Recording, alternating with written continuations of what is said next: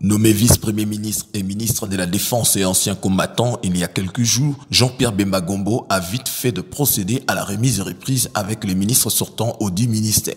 Demeuré silencieux depuis la fin de ses ennuis judiciaires à la Cour pénale internationale et depuis l'échec politique de Genève qui a vu naître la Mouka, le président national du mouvement de libération du Congo a signé sa rentrée politique officiellement ce mercredi 29 mars 2023 avant la tenue de la toute première réunion du Conseil de ministres qui sera présidée ce vendredi 31 mars par Félix Antoine Tshisekedi, le chef de l'État congolais.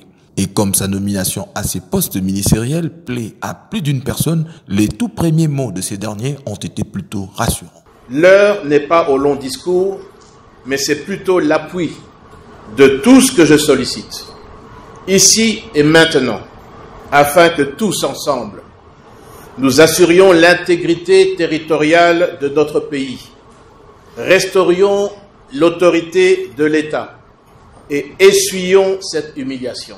L'appui de tous ici et maintenant pour l'intégrité territoriale de la République démocratique du Congo, voilà ce qu'a demandé Bemba Gombo à ses compatriotes qui gardent sur lui la qualité de pugnacité. Malgré son passé sombre pendant le moment de lutte de son mouvement dans la rébellion au nord du pays, le souvenir de Bayimoto reste positif. D'une manière précise, ici à Goma, particulièrement au nord Kivu, je m'engage en dehors les 6 mois. J'ai bien dit dans les 6 mois si je suis élu, à rétablir la sécurité dans tout le nord Kivu.